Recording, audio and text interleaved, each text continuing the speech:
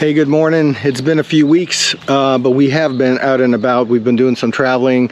Last few weeks we found ourselves in Northern California, Seattle, Washington, all of those trips visiting family, and today we're ready to take off on a new adventure. So for this summer, we toyed around with a bunch of ideas, as far as taking us even to Japan. Was one of the things we talked about, but some of the bigger ideas, we've decided to postpone those till next year, next summer. And partly we have a lot of things happening right now with family members. We're at that stage of life where we have much younger people on one side of us, older generation on the other side of us, and as you imagine, that brings up a whole bunch of issues. Even recently, just the past few weeks, we've been dealing with pneumonia impacting one of our families that are close by, so we've been around to help with that. And then we have elderly parents too who are having their issues as well, to the point that we weren't sure that we were even going to be able to do this summer trip, but we've scheduled this and made it in such a way where it's going to keep us mostly in our state. So if we need to turn back at any point in time, we could be back home, probably worst case scenario, in a day and a half. So we're staying local, in our state, not traveling to the other side of the country, not traveling overseas, and we'll see what happens. So here's our plan. We've got 2 weeks scheduled, starting with getting ourselves up to Reno for a few days to visit some folks, and then we're going to head over to Lassen National Park. It's a place we've never been to before. Pretty excited about going there. We'll make our way to Lava Beds National Monument. Then we'll start to swing back down into California through Shasta National Park. We'll get ourselves by Sacramento and then make our way down to Pinnacles National Park before returning home. That's the plan. But as I mentioned, anything can happen. So we're going to be leaving here today, and honestly, we don't know if from today to 2 weeks from now, we're going to have had uninterrupted time on the road and go through the itinerary as we scheduled, or we might find ourselves getting a call, a few days out, which will make us turn around. We might even get a call as early as tomorrow or 2 days from now. So in the moment, we know that there's nothing keeping us here that requires us to be here today. So we've decided we're going to go ahead with the scheduled trip, get on the road, do our travel, and then, as we always say, we're going to go with the flow. So we'll see what happens. We'll keep you posted.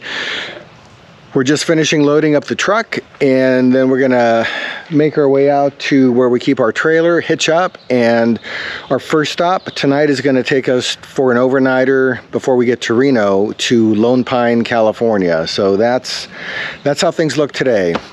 So let's see what happens.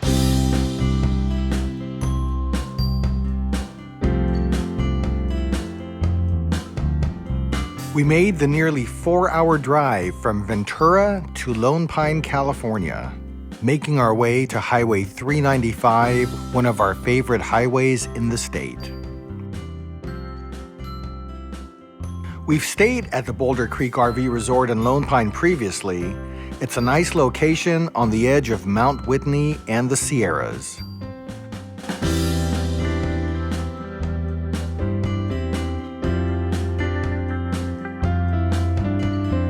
The Boulder Creek RV Resort has wonderful amenities, including full hookups, swimming pool, laundromats and showers, propane and ice, and even a small general store. We escaped the heat during the afternoon in the large clubhouse.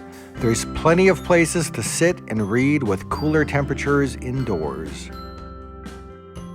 There's a mystery about. Yeah. It's the mystery. So we made it to our first location on this trip, which is the Boulder Creek RV Resort in Lone Pina. We previously have stayed here and have done a recap, so we'll link to that in the video, either there or there, don't know where.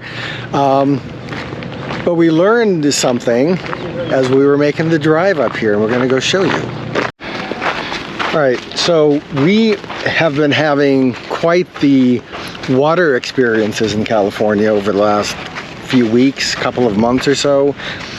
In April, we were in Death Valley, where we saw Badwater Basin filled with water. And that was quite a sight to see, yeah? We have a video on that too. Yes.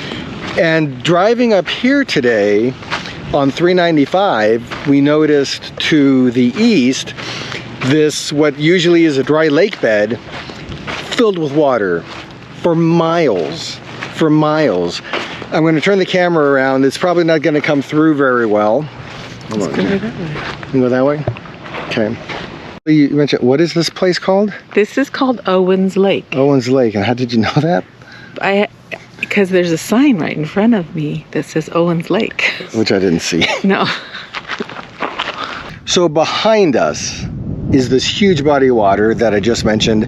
I'm going to turn the camera around because otherwise we're going to be staring at the sun and that's not comfortable. But we're going to talk about Owens Lake. So last time we were here, we walked through this, it's been a dry lake bed. Right. And we walked forever. We walked a long time. Yep. And it seemed we could just keep going for miles and miles and miles and miles. Couldn't do that today because of the water that's in there. So I asked the person who works here at the RV resort, tell me about the water. Is that unusual? Because we've never seen it here. Right. And he said, it's very unusual. He said, you know when the last time is that dry lake bed has had water? Take a gander. 50 years? That's a good guess. Yeah. But it's not accurate. You're off by more than 50 years. The last time this lake bed has had water, 1905. Get out. Yes, 1905. Wow. And do you know why there's water in the lake bed?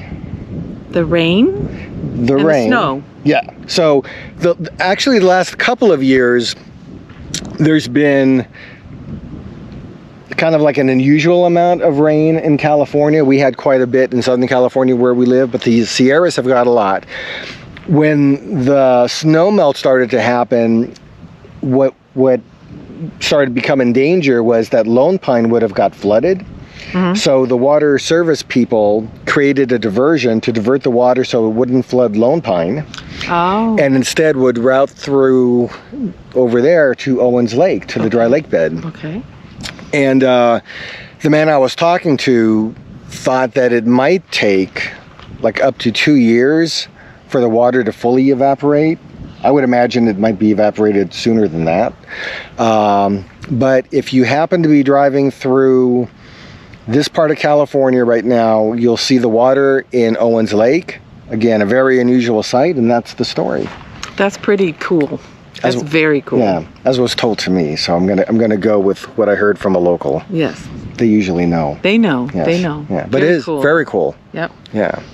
Oh, I wonder if people are kayaking Owens Lake.